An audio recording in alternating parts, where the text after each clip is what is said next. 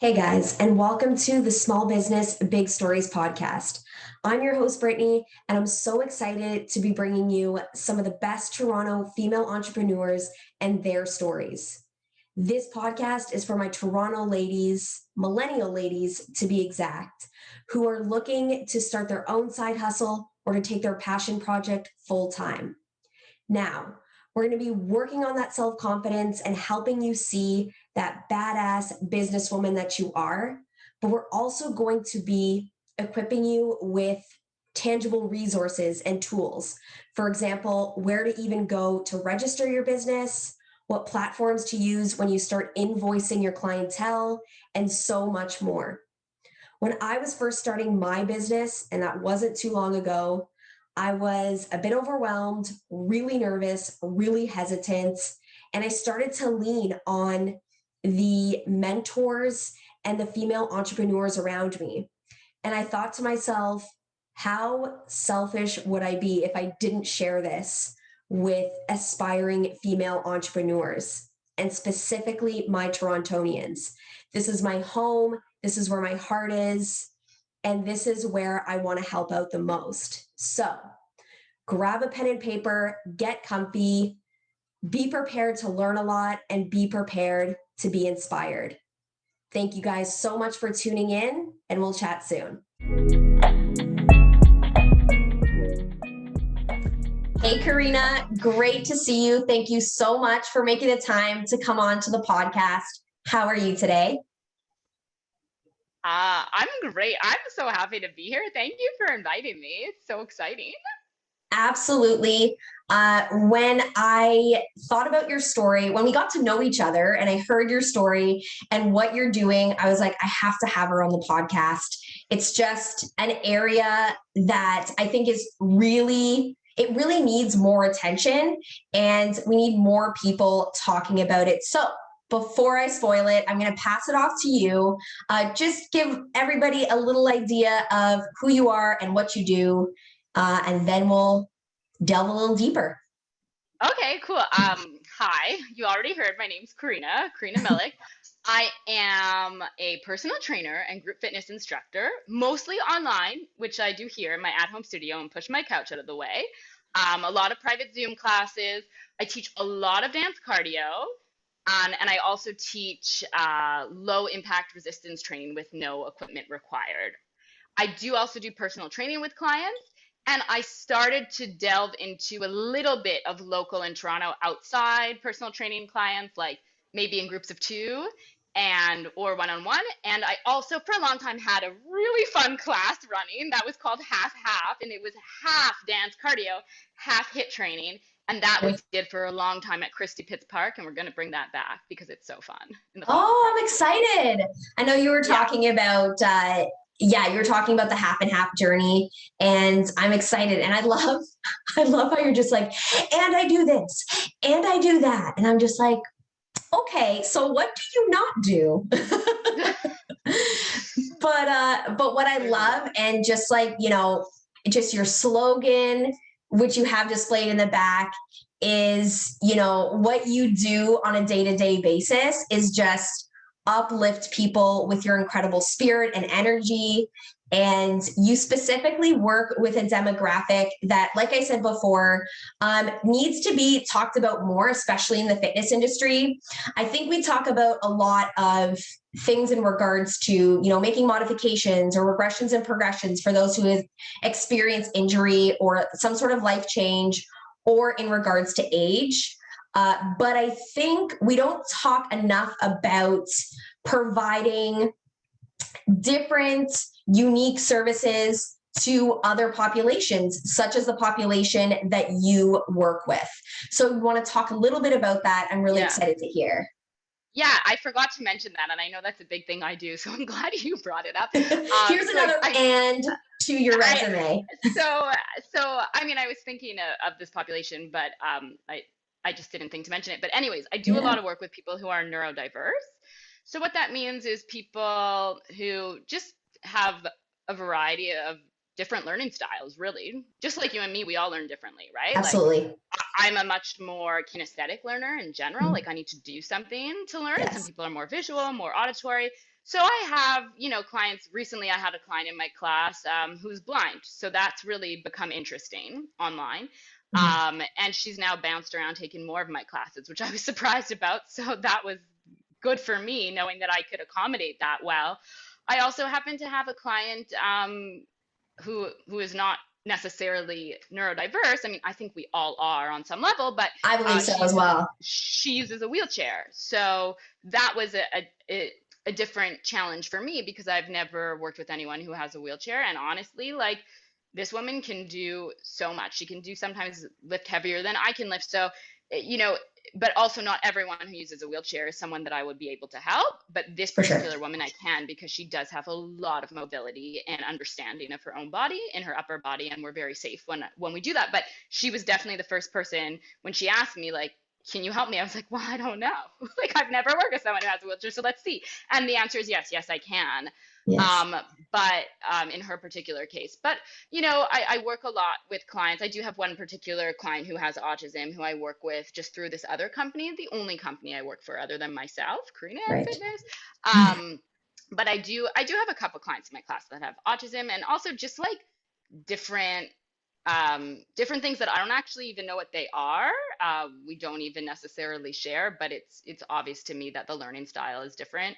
Um, and the biggest thing in my day that I find I come up against, it's not necessarily just with clients who have a certain different way of learning, or it's the framing is a big thing for me. Like, a lot of my clients online don't necessarily know how to use the camera, so sometimes it's a lot of like, back up, bring a chair. The chair that you're now sitting on is not in frame, so I can't help you with this move. So, like, bring the chair in frame.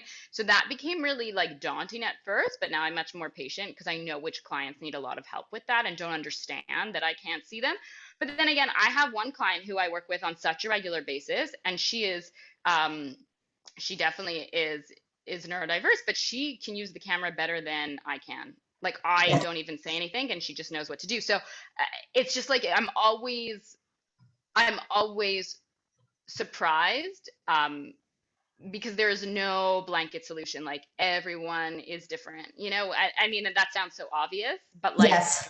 because I remember the first time I was teaching a class and it was volunteer, and I knew that it was going to be dance cardio for a clientele that was neurodiverse. I was like, oh, like, how do I act? What do I say? What do I do? And then I was like, maybe just be a human, Yeah. and that's really what I did. Like, because I think we have this idea in our mind, like, like, oh, like, someone has, a different way of learning or a different way of speaking. It's going to be weird. And like, it's Or a only different weird way if of you make. moving. Yeah, moving for sure. Moving Yeah. does, with this population that I do service, and I do work with a lot of different non-for-profits, whether it's low impact training, which I do, like a gentle fitness, which is resistance training but without equipment, or whether it's high paced dance cardio to popular music. I do notice that a lot of my clients also have, they come with certain physical challenges for themselves, which is like, part of their body is super contracted, and Right.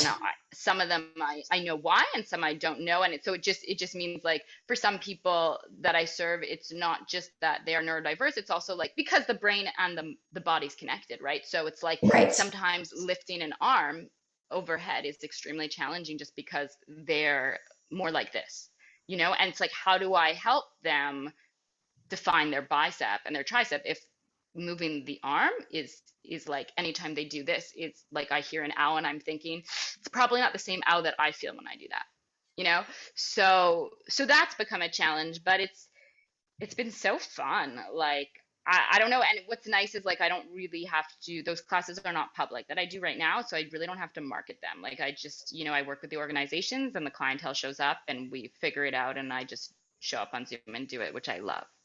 I Yeah. love it. And I love the fact that you schooled me and you educated me a little bit in terms of that definition of neurodiversity, because you're right. I think we all can be considered neurodiverse, and we Definitely. all come with our own learning styles, and we all come with our own challenges, and ways that we move. And so when you when you experience those who have more obvious challenges, like being in a wheelchair or being blind, or perhaps being on the spectrum, I think it does take a great deal of reflection. And just like you did in terms of like, can I properly provide my service to them?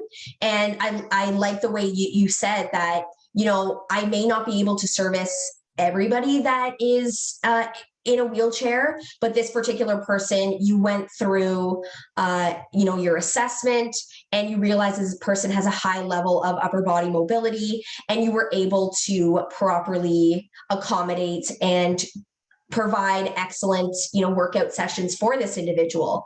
So I really appreciate the fact that you are so thorough and meticulous about each and every one of your clients. I think that that should be said for any client, no matter who the client is, and taking into consideration, where they're coming from, what they do on a day-to-day basis. Like, this is just, step one of being a fitness instructor or a personal trainer, is considering all factors that may directly affect their 1 hour with you.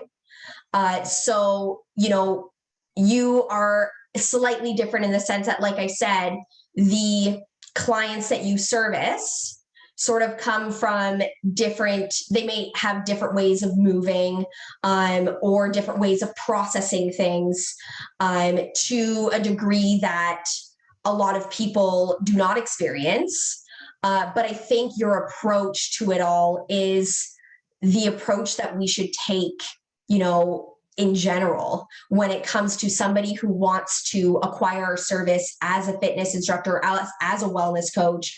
You take all of these factors, you take, more of a well-rounded approach, and not just thinking, well, what might be the issue or some challenges, not an issue, but what might be some challenges or what might be some opportunities that we can sort of work on within this hour.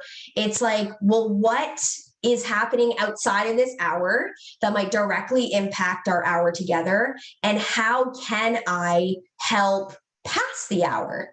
So are there things that you do, that you give to your clients, that you say, hey, Samantha, this is something that I'd like you to maybe implement 2 to 3 times a week, maybe for 15 minutes. And so that when we're working together, we can see the real progress in this particular, mobility or stability or strength aspect of our training. Yeah, absolutely. I think it goes for every client without saying when it comes to fitness. I mean, it's great you want to work out an hour a week with me or even 2 hours a week with me if I'm lucky, but like, what are you doing the rest of the time? Like you say, because if you're not doing any work the rest of the time, unless you see me like 3 to 5 times a week, we're not going to see the results that you're after. Whether it's, Right. I have one client, I've seen the results and I was super shocked. And I don't really think it was me. I honestly think it was him. Was like, Yes.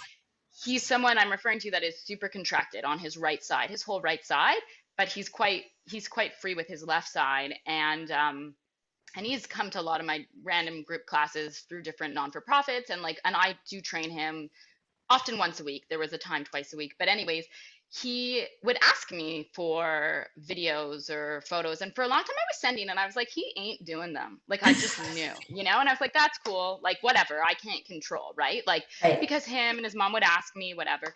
Anyways, but the other day, like we were doing a group fitness class situation and he just lifted his arms like here. And I was like, oh Uh, my. Like it shocked me because I just know that him in particular can't. Like he is yeah. And I was like, how is this happening? And we've done a lot of work like his, just for him to wash his hair or to, cook, put noodles in the pot. Like we have this one Functional exercise training. we call like noodles in the pot, right? And so and then I spoke to him and sometimes now he's like, Karina, guess what? I did the activity you sent me and I did the exercise and I'm like, I can tell. Yeah, I can tell because you know why? You can lift your right arm and I'm shocked. And that's not me over Zoom for an hour. There's no way. Yeah. Sure, I can show him the exercises, but It's no way. And at the beginning, they noticed because his mother, was talking to me. I said, well, I don't know what he's doing when he's not with me. It was a big. So it's cool to witness something like that. And I think it just goes for everything outside of fitness. Like I like to play guitar and I work with a guitar teacher just as a hobby. And like if I don't practice, I know. And if I really don't practice, he knows too, right? Because it's Yeah. like how can I advance if I don't practice? Like it has nothing to do with being neurodiverse. It's just any skill you want, right? Yeah. So Yeah. yeah. And yeah, you make such a great point in the sense that, there is this sort of thought process where, you know, if I show up for that hour, which is great, you are making that commitment. But if you want to see real change, it's stuff that you have to incorporate into your day to day and making it as practical and functional to your day to day. Like you said, washing his hair or putting some, what did you say, like spaghetti in the pot? Yeah. Yeah, because he literally before he saw me one day was having trouble. So I was like, all right, well, what muscles do we use to do that? Let's find out. Yeah. And let's like mimic, like come up with a movement that he can do on a regular basis to then be like, then he's like in the kitchen with his mom being like, Mom, look what I can do. Like we're making spaghetti together and look what I can do. And I think that shows like that is the greatest indication of what, consistency really pays off. And it can be the smallest or biggest thing or success, but any sort of small step that is made is significant, especially in this situation, especially on a functional level. I mean, I love to go into the gym or my living room, because now my living room is my gym, and squat and bench and work with my kettlebell. And a lot of those things do transfer into practical things that I do on my day to day. Squatting down, we do that a ton. And, hinging back to pick something off the ground, just like a deadlift, we do that a lot. But things that really hit home for me is when I've really like increased my endurance, when I've really pushed past a mental threshold. I think when your why is deeper than a number, and this is what I try to tell my clients as well, having a number as your goal is important. It is very important for sure. But when you see sometimes a plateau in that, or when you see an up and down, sometimes that goal can seem far away. And so there has to be something a little bit deeper to be like, okay, why am I doing this? Am I doing this because I want to be able to play with my kids, or walk up and down the stairs without losing my breath, or pouring the spaghetti or putting the spaghetti inside of the bowl, or inside of the pot? Sorry. Apparently I forgot how to make spaghetti. But I think it's like, whatever it is that is meaningful to you, that is when it like really sinks in, that you're like, wow, if I put in the time and I make it applicable to my life and I find that deeper why, the process just becomes that much more enjoyable. And by the process, I just mean, growing yourself and progressing in your wellness journey.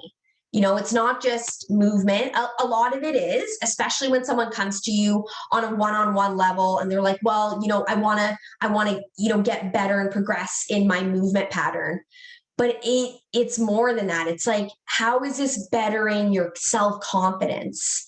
What does your like nutrition or hydration look like? How can that also be a part of the equation? When we, how is it, we can add to that to then equal to a whole wellness journey, like I said, right? So putting all of these pieces together and showing someone like, these are the elements that you need. And when you put these elements together, it becomes much more than just that number. It becomes, oh, well, like, I've increased my water intake because I'm taking Karina's class. So like we're really getting, our heart rate up. And that means when I'm better hydrated, when I'm well hydrated, I have more energy. So it's all so intertwined.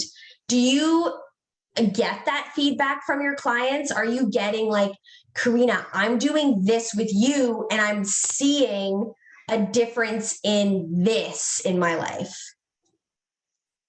Well, I think it really depends who I'm working with and what I'm teaching, because For let's sure. just break it down. Like I do a lot of cardio dance Yeah. for non-for-profit organizations, and that could be a one-off or that could be twice a week. And that is really, honestly, for me, the reason I started doing it, it's very mental health focused. It's not like you're going to get a better mental health outlook on life if you dance. That's not what I'm trying to sell here. Mhm. But that's why I started dancing to lift my spirits, lift my energy, give me a boost.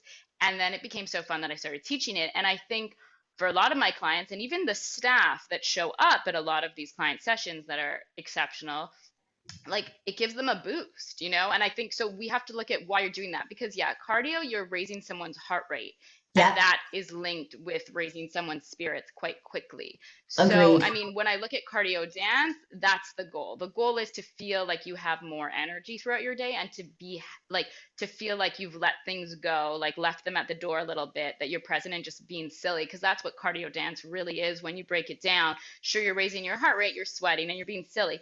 And so when I get feedback after the class of clients that are like sweating and they're like, next week, can we do this song? Or that was the best song. Like sometimes my clients like will mic drop after a song. And then I know I've done a good job, because it's like, oh, they really like that song. Like Eye of the Tiger, mic drop that. Like, or Backstreet Boys. So it's like, for me, that's the feedback for cardio dance. That's what I'm looking for, is like they get really into a song. They start improvising moves. I'm like, oh, I've nailed it. Like, and so that's, or, they bring a stuffed animal into frame. Like for me, it's like, okay, I've lifted their spirits there because they're Yeah. sharing something, they're Bigger excited. picture. So that's cardio dance, right? But when I'm talking with low impact training, that's, or personal training, resistance training, that's very much linked to functional movements, like we said, like cooking or like washing your hair. And for one of my clients, she really doesn't have an awareness of her core, and we do a lot of work, and it's linked to her posture and her shoulders and getting things more open. So that can be a challenge, because sometimes you still just don't see that, and you Hmm. have to look, you have to wonder why. But also I can't be there and pulling her shoulders back, like, right? So and sometimes it's not as simple as doing that, right? There can be Right. physical limitations that one is born with, right? That you're trying to do certain things, but you're not a physio and you can't necessarily, so you have to have For those sure. conversations, right? But I mean, yeah, like I love it. Like after I do a hit class and I get a text or, a message from a client being like, whoa, my thighs are like burning. Is that because of the squats we did? And I'm like, oh, I hope so. But it's also like, I mean, my goal is not that my clients should be burning. Let's just touch on that for a second. I know I'm Yeah. digressing, because I think there's a misconception that like if you work out, you should be hurting, and that's not the Yeah. case. If No. I was hurting, if I was hurting, I wouldn't be able to move. I wouldn't be able to pick up my nephew. I wouldn't be able to pick up my dog up and down the steps. I wouldn't, like I'm carrying groceries. Like the goal is not to have tight shoulders. The goal is not to be so tense that you can't drop your shoulders, that you can't move anymore. And I do combat that sometimes if I'm overtraining, so I have to be careful. But like you want to feel your muscles contracting. You don't want to feel pain. And when my clients feel pain, I try and shift it away right away into a different adaptation, because there's Absolutely. no point. And I think, I understand those diehard clients that are fitness fiends like myself that want to feel a burn. Like I get it, and I respect that. But I think we need to be careful, because when you're selling fitness and you're selling the burn and the sweat, it's like I really don't want my clients to be in pain. Like that's why we stretch. So but like yes, Perfect. like I think feedback is when people suddenly feel they can do things like endurance, they could chase after their kids now and they don't tire as easy, or if they can Yes. go lift their laundry basket and carry that down a flight of steps, which they couldn't do before, or walk up steps, that to me is way more beneficial, like we talk about functional training, and way more like touching, like I actually feel like I've helped them, than like feeling like they have a glute burn or, but when you do feel those muscles burn, it's usually because they're changing. So it's usually a good thing, but.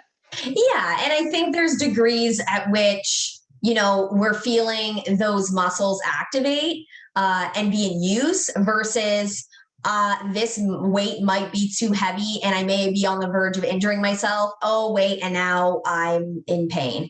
And sometimes injury happens, on by fluke, and you could be the most, well-seasoned athlete or you've been in the gym for quite some time, and those things do happen. But I think, yeah, like you said, as personal trainers, as fitness instructors, you want to make sure that you're expressing the right message, because like you said, there is some misinformation out there where you need to hit the extremes in order to have a great workout. And like you, I'm sure you experience this on a day-to-day basis when there's progress in functional movement or posture. Those things are big wins, and that didn't need to involve any sort of pain whatsoever. And I think that's like, it just aligns so well with what I express as my sort of what I believe to be proper fitness.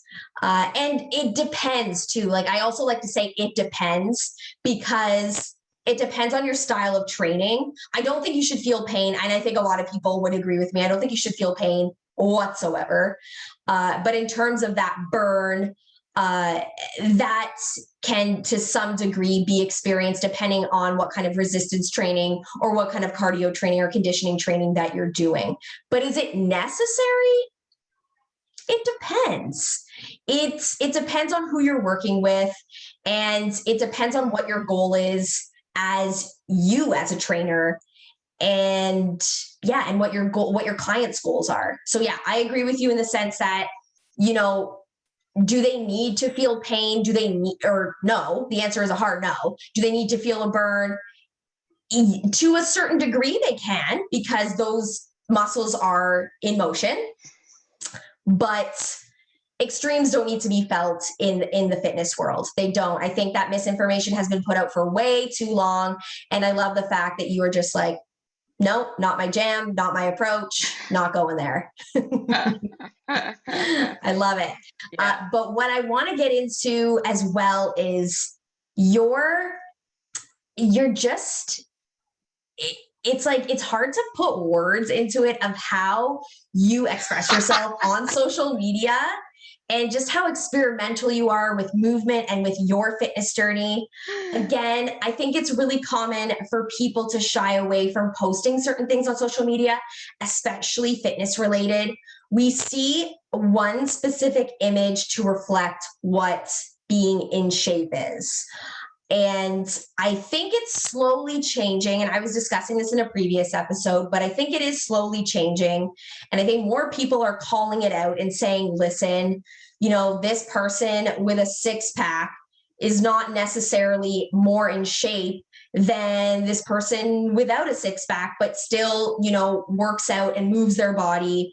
So that image is definitely changing. But what I love about your approach is that you're constantly experimenting, and you're constantly learning, and you're not afraid to post these things and share these things, and especially on a platform that can be so full of criticism and based on cancel culture. And I think that you set a really great example of someone who is so passionate about this industry, and someone who is genuinely on the path of learning as they're teaching. I think that if you stop learning, then that sort of negates the whole purpose of being a teacher. Being a teacher is, I think, part of the premise of me being a teacher as well, and being an instructor. I think part of that premise is that you have agreed to be an ongoing student. In order for you to continue to bring value to your clients, you need to continue to learn things. And I love how you so openly and unapologetically do that. So tell me a little bit about that. Tell me about your unapologetic approach to experimenting with movement and fitness. I mean, I'm touched that you think of me in that way. I mean, I just do it because I love to do it. I think, I have a huge acting background, which is, why I'm creative in nature. So I think, I'm always like looking for something creative to do. So I think it's normal. Like it makes sense as I'm hearing you speak that it just comes across in my movement as well. Because I'm like, ooh, like how do we make this more interesting? Or how do we get that muscle if we don't have equipment? Or how do we get that muscle with just a step or a ball? Or, so that's where that comes from. But I think, and because like I don't have a lot of money and I don't have a gym and and I have to do a lot of research because I'm my own here. So sometimes I'll reach out to trainers or I'm doing a lot of looking up other YouTube videos and see because I'm only one person, right? I only know what I know. But like I think, I mean, my clients teach me a lot, because what they naturally intuitively do is something that I'm like, you're not doing the move that I taught. And sometimes I'm like, I don't know if that works. And sometimes I'm like, let's do that because that's Right. better than the move I brought in, right? So I learn from them or what their bodies, but in terms of my own fitness journey, yeah, I think I just don't care. I don't know. Maybe it's the pandemic. Maybe it's because I live alone. Like, I have no idea where this comes from, this tenacity for just being ridiculous in my own experimentation and falling and then posting it online. Like, I don't actually know. Like, maybe it's like my lack of like a stage. Like, I have no idea because I'm a performer at heart, but and the thing about acting is what people need to understand is like it's actually quite true. It's not fake. You're trying to be as true as you can under imaginary circumstances. Now the only difference here is I'm doing truth under real circumstances. Like that's really the only thing. But Absolutely. um I think that's where it comes from. But I'm just so curious on what is the minimal amount of equipment I could bring to a client if I'm traveling on my own, to them, or what is the minimal amount of equipment we need if they don't have anything and we're working online, or if they only have resistance bands, how can we hit how can we hit, I don't know, their calf or like I find it amazing. Like I don't really purchase equipment recently. Like I was lucky I had a birthday, so a lot of people bought me equipment, and now it's just Yes. like a toy candy shop in here, and I'm just like, what? But Look like at all I these things. I just think it's fun. Like I just think it's so fun. Yeah, What I'm you like, oh my hit, God, I have bands, I have ankle bands, I have what you hit what? was phenomenal because without even saying it in terms of, what can I do to use less equipment so I can travel with it? And if my clients don't have it, you are making fitness more accessible. That's what you're doing. You're saying, like, you don't need all Right. this heavy duty equipment to get yourself moving and to make a difference with perhaps your body composition or functional movements. You don't need a ton of stuff. That's it. You don't need a ton of stuff. And I think, Plain and simple. You need a body, that's it. A yeah, body willing to move, that's it. yeah, That's you it. need to add that to your wall slogan as well. You just need a Yeah. body. Oh, there she is. Do you see her? She came Yeah. into frame. We'll get Hi, to Zeta. We'll get to Zeta in a second. Zeta. Okay. Now I'm But distracted because I see her. Okay. honestly, I love that she just like, what's going on, mom? Can I be a part of it? Yeah. We'll We get to you in a second, Zeta, I tried to promise. push her out of frame. No, it's okay. It's okay. She's adorable. Anyways, No, thank but you. Carry on. yeah, like I was saying, I because I experience hesitation and a bit of fear in posting certain things, especially fitness related. If I'm like my last post was me like running in a field, like I'm like, whatever, I'm running in a field. I'm having a good Sure. time. But when it comes Yeah. to posting things like directly fitness related, I have so Yes. many hesitations about it because I'm like, there's so many questions and there's so many things that I'm just like, do I know these things? And, there's so many, but what I've also learned as well, and this is me taking, several courses and learning this, Yeah. but there's no, aside from you setting yourself up to hurt yourself. So if you're not setting yourself up safely for certain movements, Aside from that, it depends. That is the answer that I tell a lot of my clients.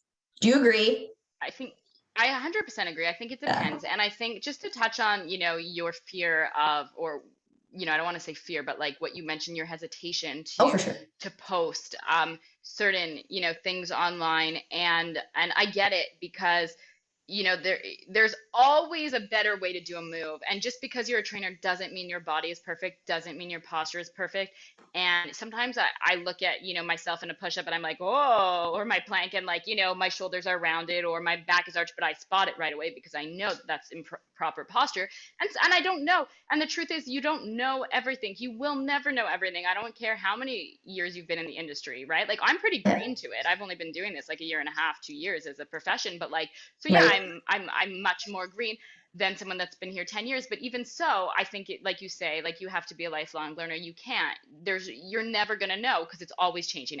You're going to get a new client or everybody's body's changing, right? But like, I think when it comes to posting something online, it's like, yeah, if someone wants to troll on my post and be like, hey, your squat is not perfect, then I'm going to be like, great, show me a better one and tell me how I can improve. Honestly, like, because I Yeah. don't care. Because like, no, I don't, I know my squats aren't perfect. Like, because I know that I have a natural turn of my hips and I know that sometimes my chest is, a little bit too concave. I know these things. So, great. If someone's watching me online and they care that much about me, number one, because they probably don't, but if they care that much me to like to tell me that I'm doing it wrong, great. Tell me how to do it right because I live alone and I don't really get to see a lot of trainers right now. So that would be wonderful. So I guess I just don't I care love and that approach. I think too, like, and to be honest, I've had very few people tell me I'm not doing a move right, once or twice, but it's been much fewer than I Yeah. would think. And also too, because of the clients that I like to service is just like your ordinary person, because I really think I'm an ordinary person.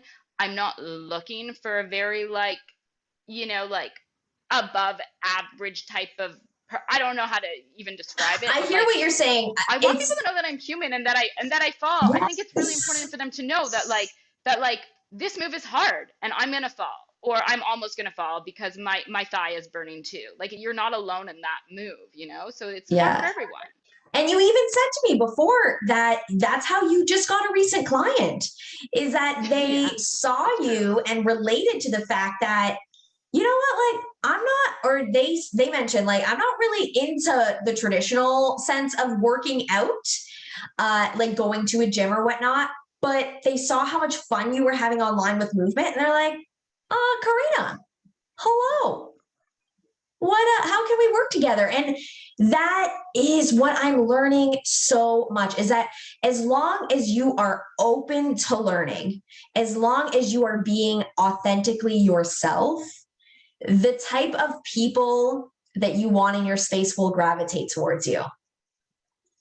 That's right. If you're I gonna hate on definitely my think so. post, then I don't want you as a client. So Yeah, absolutely. And that's another thing too. So you don't really, like, you're not really super super active online. You post consistently, and I think this is such a great way to, or a different way to kind of look at social media, because some people look at it as, okay, well, in order for me to now be successful in business, because so much business has now transitioned online due to the pandemic, but also due to the fact that we're in like 2021, a lot of business has transitioned online, and so I really need to be great at my stories and great on my feed and really have a presence on there. Whereas like you were telling me, how often are you online, or how often are you not online in a day? okay, so I really limit myself because otherwise I would get no work done and be very depressed, I think. I'm just gonna put it out there. So That's fine. I I go on pretty early when I get up, like maybe 8 or 9 o'clock, something somewhere in that window usually, and I'll post something for the day, whatever I'm feeling, I don't know. Um, and then and then I go off. Like so I might be on a half an hour, 40 minutes in the morning. Okay, on like my social media channels, like Instagram, Facebook is my main ones right now. I will be moving to TikTok, but I can't talk about this because I'm so scared and it's gonna happen. So It's okay. anyway, TikTok is not that scary. I promise. I thought it was too. And then I got one and I was like, okay, this is just kind of like Instagram. I hear Yeah, it's fun. I hear it's fun. So it I'm is fun. looking You'll have forward, but fun. very nervous. Yeah. But anyways, and then I'm off it all day long, because honestly, I'm more excited to look at a tree than I am to look at my phone. Really, like that's the honest truth. And so I try Uh, really hard not to be online. Sometimes if I'm having a really bad day, or if I'm really bored, or I really feel like I have nothing to do, or just avoiding whatever I need to do, then I might go on at 4 or 5 o'clock because I'm just in a weird mood. But I really try. I go on 8 or 9 o'clock. Don't go on until I'm done my day and I want to post my story at about midnight. Now, I am aware that I will be usually wanting to post something on my story at midnight, whenever it is. So I will be taking a couple photos or videos throughout the day, but I just save them, and then I edit, because I don't want such a long one. So I just let it run and do what I need to do. And then I'm like, I'll edit that down to 10 seconds later, even though I let that play for 20 minutes and I won't even rewatch the whole thing. I'm just like, I'll yeah. find 10 seconds, just because I don't want it to, be a dent in my day. I'm like, let me just let the camera roll while I prep for this client, or, do this dance or whatever. But like, um, so I go on in the morning, I go on at night, but most of my day I'm not on, which is why Yeah. if people send me, like, they think I'm on all the time, but they send me like private Instagram messages or private like Facebook Me. messages, and like Me. it might be it might be like 7 hours before I get back to you. If you're someone I like, I will always get back to you. No, But for it's like, sure. because I'm not there, but people expect that I'm there because they're like, well, she posts every day, so she must be on. And I'm like, I don't know where I am, but I left my phone at home and I'm out with my dog So leave me planning my alone. aunt. Yeah, yeah, No, and I exactly. think this is such a crucial point to make because you're showing that you can have a thriving business, which from our discussions, your business is on an upward trajectory for sure.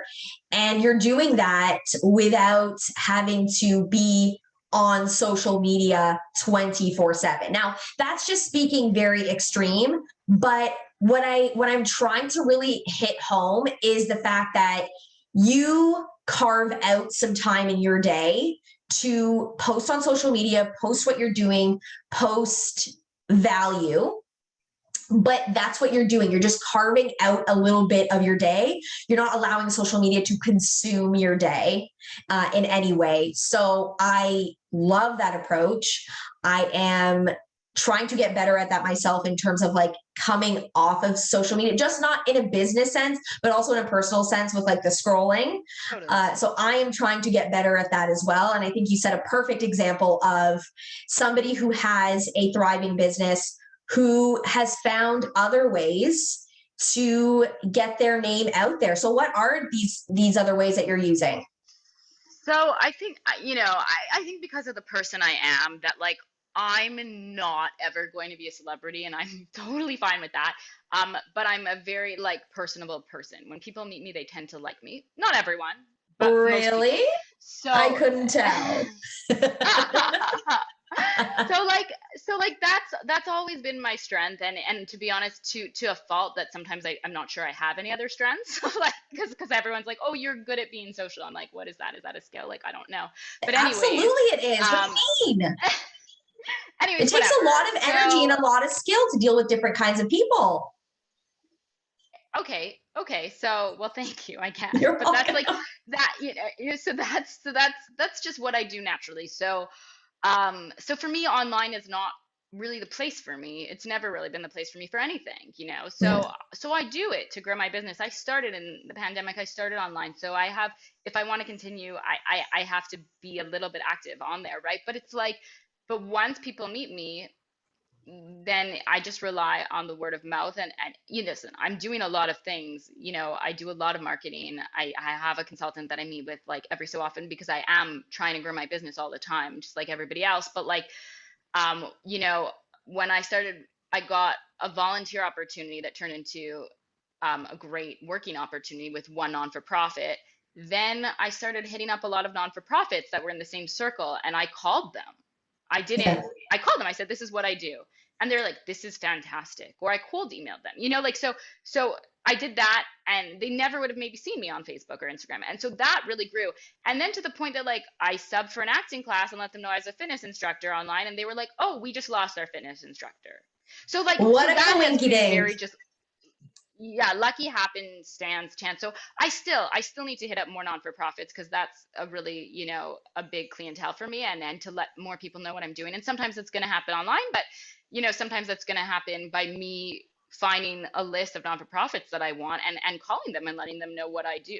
Like, you have to be gutsy like that. But and it works with some, it won't work with others. But then it just comes like through now, like friends of friends. Like, I have a lot of acquaintances that do see me online and that haven't been active with me. Like, we're just not friends. It's not that we don't like each other in like 2 years. And then they will hit me up because they'll see me doing online, and they'll be like, "Oh, I always liked you. Can you be my trainer?" So that's why it's important to do online. I haven't had really like a lot of cold people, but it's like Yes. people from my past that see that want to come. And also, like, one of my friends referred like a mother-daughter duo to me just because she's a close friend of mine, and she heard they were looking for a trainer, and they bit with that. So like, so I more of the word of mouth approach, but like, I had someone that brought me like 8 or 9 women to do my half classes. Because if I was marketing cold on my own, I don't know that I don't have the confidence. I don't know that I would have got people, but that's why I was doing it. And they loved it. And then that's why I was able to continue. Because once I was there, I was able to sell it, but I didn't get them on my own. So I think it's really, feeding into who you know and letting people know what you do, and then making it happen. There's still a lot of work, but I don't really get cold clients online, and so you have to be really careful with those DMs in your inbox, paragraphs of people being like, "Spend this amount of money, I will repost for you, or I will show you how to make it as a fitness instructor." It's like, you don't even know me, and you're sending me 3 paragraphs in my inbox. Like, I don't think you care. How much money, how much do you want from me? Because I don't make Yeah. a lot, And so I that don't, could, and you know what, so and like that could be for some people. That could be an approach that works for some people. And I think, could yeah, be, I yeah. think if you don't know the person and they're coming at you like that, I think they're also, and I play devil's advocate with this all the time. Some of them is like, it's a little gimmicky, and it's a little creepy, the way they come into your DMs. But I think also too, they also want to make a living. They also want to run a business. Sure. And if they're nice You're about right. it, You're right. it's an approach that does work for people, but it doesn't have to work for you. And that's all right. That is totally Yeah. good. And the way that I mean, you, I think, go ahead. Yeah. yeah, yeah, the Go way ahead. that you have gone about it in such an organic way, in the sense that it's just who you surrounded yourself with. And that's another thing too, where it's like, be open to experiencing different things in your life, because you never know what that might turn into. So if you decide one day that you, I don't know, wanted to switch careers, or you wanted to take a dance class, or you wanted to join this Facebook group, or what have you, I'm not trying to say like take advantage of that and see that as a business opportunity, but open yourself up to opportunity and experience, because one day when you do decide to, develop a business, you have a basis. You have people that you could reach out to, that you could be like, "Hey, would you like to try out my class for free just to see?" Right? Because family and friends are Yeah. great. Trust me, I have a family to the end of the earth and back. But sometimes Uh, your family and friends are not always there to support you in that way, or they can't support you in that way. So you being open to different things that you did, like when, for example, like when you're taking acting classes, like you would have never known that that might turn into, "Oh, by the way, we just lost a fitness instructor, and like, can you fill that position?" You would never know that. But had you not put yourself in that position to be open to new experiences, that opportunity may not have come to you. So yeah, this it is is. I think this I is think really you've nailed like it. digging Yeah, deep you've for hit me the nail too. on the head. Yeah. No, I think you're right. I think, I just to close it all off, I think it's about having always, doesn't matter how much knowledge you have, I think it's about having beginner's mind. And I think it's about doing things that you love to do, because like I have a quote on my wall somewhere that like, just sink deeper into doing what you love, because it won't lead you astray. Like, I paraphrase, but like, because I really believe that. I think that's what makes life interesting and fun. Otherwise, you're just doing what you think people want you to do or you think a fitness instructor is. And if I was doing what I thought a fitness instructor is, I wouldn't have a business. Yeah. Yeah. And I think, like I said, I think it's important that you know yourself and you know where you stand. And that takes a high level of confidence as well, because it just is a reflection of your business and who's going to gravitate towards you. And you're going to go through some trial and error as well. You're going to go through, oh, maybe, we don't really mesh well. Maybe that client and I didn't really mesh well. Or maybe, it's just circumstance. It's just things that have sort of come up in their life. Because, as small business owners and fitness specifically, there are clients that can come and go. And it's that level of confidence to know that maybe it's just not the right time for them, or maybe we just didn't blend well in terms of personality. But yeah, that confidence piece and knowing that, like, this is who you are, this is your message, and this is what you want to build your business around. So important. And that takes time, though. I'm sure you're still going through it. I know I am still going through the process of, like, okay, Yeah. is this how I want to do things? Like, do you feel that way? Oh yeah, I change it every day. I have a business meeting with myself like every second day. Just talk it out. You and Zeta Yeah. just have a girls talk. Like, Yeah, we're exactly. gonna get She's to her here in just now. a second. Yeah. Yeah, uh please. Can we? yeah, no, absolutely. But before we head into our Zeta transition, because it's very much needed in this podcast, I don't think I would have agreed to this podcast if Zeta wasn't involved. No, I'm just kidding. I'm just kidding. I'm kidding. But what It's I okay. I do, understand. She's way cuter than me. and no, but what I do want to touch upon, and we did sort of segue into this quite a bit, which is Yeah. what you think is important to know about your business approach in a logistical standpoint, and sort of your approach to social media more specifically. I know you were speaking about this a little bit more in terms of, like, that number, the number of followers, and I think yeah. I think you actually like foreshadowed this because yeah, before you said when you were talking to your clients, you're talking to your clients about like a number, whether that's a number of reps or a number of weight they want to see on a scale, which is what I think you were referring to, you yeah, talking about that. And that if, you don't meet that number, if it fluctuates, it can be very, very, very, very, not misleading, but very, very unfortunate. Like you could start to feel like, what you're doing isn't working, right? If you don't absolutely. get the number you want, right?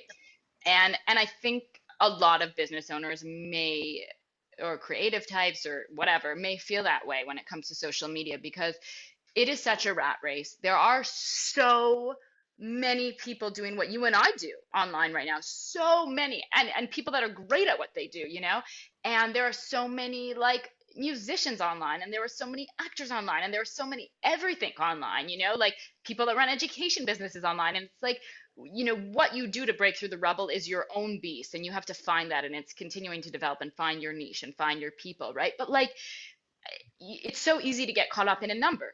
I only have this many followers. I only have this many likes on this post.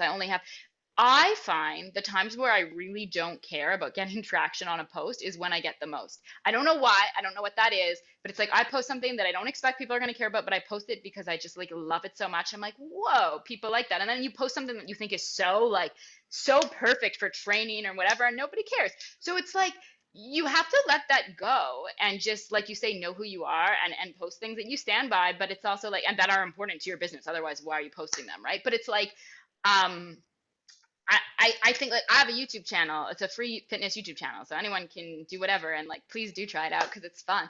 But anyways, I have some videos that have like I don't have a lot of subscribers or views, and that's not how I make my money, but like I have some videos that I've made years ago and that have like over 700 views, and I'm like, who's watching this? Are people working out to this?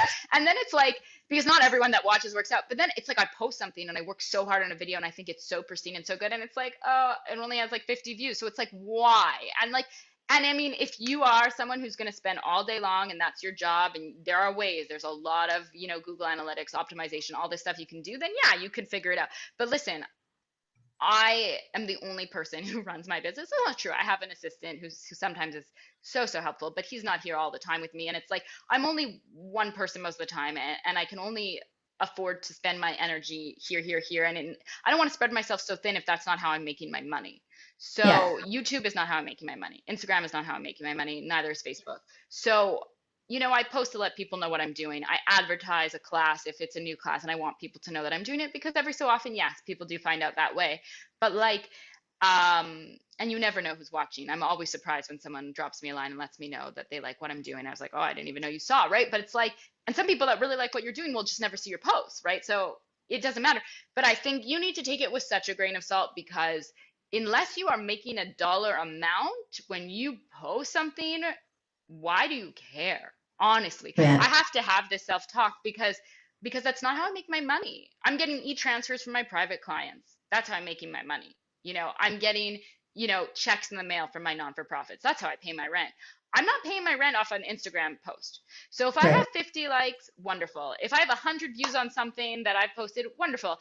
It's not translating into money. Now, I know a lot of people who are going to come on and be like, oh, well, let me show you how to make the money from it. And that's fine. Yeah. I don't believe you because I know how I am and I know what I'm willing to do. And I don't believe you. But maybe for you, that's what that's what that's what you're willing to do. That's fine. But like, it's really interesting because I know people that like, and I've been online for a long time and I know people, not just when I started my business, but they'll be like, I need to get 2,000 followers today. And I'm like, okay, like if that's your goal, I might say why. If there's Yeah. a really good reason that you need 2,000 followers, then I have to check myself and say, okay, I support you. But if it's just for the number of followers, like I don't get it. Because what is that giving you? Is that giving you satisfaction? Is that giving you the ability to look at yourself in the mirror and say, hey, I made a difference in someone's life today, or I made myself feel good? Because if it's not, and if you didn't smile once, then like I have to question why you needed those 2,000 followers or views. I don't For know. sure. Yeah, So I that's think the my most 2 cents. important thing is that like don't get super fixated on the number of followers that you have or the number of likes. You can have 2,000 followers, you can have 200 followers, and if you are sort of taking those followers and you are taking some sort of conversation or dialogue off of Instagram and then therefore turning a profit, which I have seen be quite effective, then I say like that's Yeah, the approach that you want to take. But to sure. just be fixated on that number and getting those numbers up is not the thing that you should be so fixated on. It's about making genuine connection. And sometimes that means, like I said, sometimes you have 200 followers and you can make genuine connection and have a very lucrative business that works for you and makes sense to you. And sometimes you can have thousands and thousands and thousands of followers, but you're not making that genuine connection. So again, it all depends. And I think the most Depends. Yeah, important you're thing right. here is just making that genuine connection, not focusing in so much on how that number is increasing, but being authentic to yourself, making genuine connection, and having those numbers come. Because when you really focus in on being your authentic self and posting all things that are consistent with what you believe in, those numbers will come. Try not to force things, right? People want to see more and more that you're being your genuine self, and having that fixation on that number is not necessarily what's most important, and it can really affect your mental health. And that's something that there's such like good and bad things about social media, and I think that's one thing where if you let it can consume you and be a detriment to you. But again, on the other side of things, it can be great in terms of business or in terms of the development of your personal brand. But it's how you strategically can use that and again develop genuine connections with your followers, I think is like where the key is. I I think, agree. I agree. I think yeah. it's, I think, just to wrap it up, is just, it's about knowing, like you say, it depends. It's about knowing why you're doing what you're doing. If you know that, then you don't really need to worry about the numbers. you For know, because sure. other people are going to talk, they're going to tell you that it's not good, and people are always going to tell you that. So, Yeah. Yeah, I think that's a great way for us to slowly but surely, we're getting into that Zeta segue, and people to, if you don't know who Zeta is, I'm sure you can tell by what's happening on the couch, and the only other being in the room with Karina. But before that, we're going to go through some rapid fire oh, questions. okay. Yeah, you want to bring her in for the rapid fire round? You can Yes! bring her in. Yeah, come Because on! there's a question that is directly about the Zeta girl. Oh my gosh, Zeta Doodle, are you going to be okay to sit here? Oh, now you can't see her hands. Should be honest. It's okay. Yeah, you can scoot her down. Oh my gosh. Get a little The Z numbers action. on this Z podcast, the action. viewings on this podcast are just going to be like out of this world. All right. Only for this moment. No, no one's going to listen to the beginning. All right, here we go. First question. Okay, go. Wait, one sentence or one line? Like a word to a sentence. Okay, Where, a phrase. Okay. yeah, where does the energy come from? Now, I asked this question because you have so much of it, and you have so many moments when you post that I'm like, oh my God, Karina, I can tell by the look on her face. You have like points at which you're like, oh my God, this is so cool. Like I've just discovered this like way to move, or I'm having so much fun with this music. Like, where do you find that energy? Where is it from? Have you always had it? Is it drama school? Like what I've always happened? had it. No, it's not drama school. I've always had it. It's my dad and my grandfather. I was born with it. My aunt's the same way. Like my dad, he's 71. My grandfather, he lived till he was like oh, that's it. My dad, my grandfather. That's it. Yeah. Awesome. Awesome. Perfect. Yeah. And I can kind of go on and on about what I want to say. But yeah, there are moments that I catch you on your posts. And I think this is what is like such a gravitational pull towards your content is your genuine connection with music and with movement. And that like look, that aha look that you get when you're just like, oh, this makes sense to like what I want to do and how I want to like creatively contribute to my lesson, or, you know, how this movement makes sense and it's working this particular muscle group. This like eye-opening moment for you, it comes across so clear in your post, and that's why I had to ask that question. All right, second question. What does fitness mean to you? Oh, like life. Perfect. That's it. Okay. Perfect. I love it. Well, yeah, your entire livelihood, as well as like who I see you as an individual, like if you're not moving, I'm just like, where's Karina? So yeah, totally agree. Okay, here we go. Ready for the final question. Zeta, are you ready? Because it's about you, honey. Okay, so as we can see, you got a little friend, you got a little partner in crime. What has been one thing that Zeta has taught you thus far in your new pup parenthood journey? That I am a little over controlling as a mom.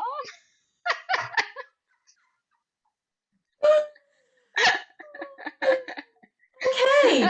Okay. Well, I mean, you know, experiences show us, show us different things about ourselves.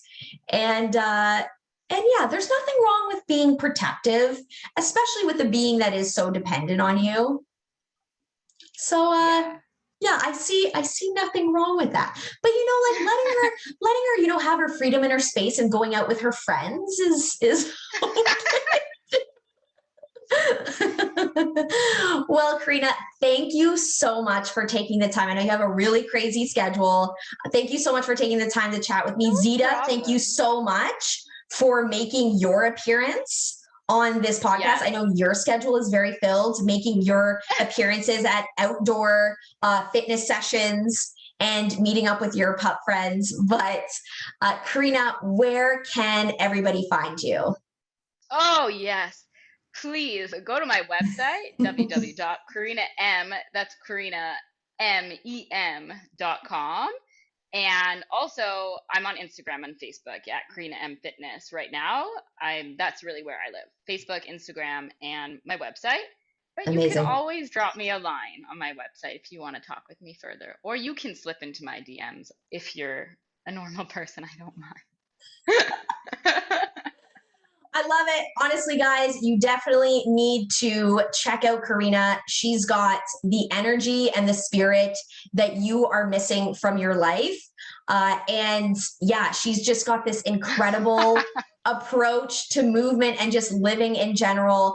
Just having chats with her outside of this has just been just like, you've taught me so much just about life and just how you need to live it, you need to experience it, and not be so worried about what other people think.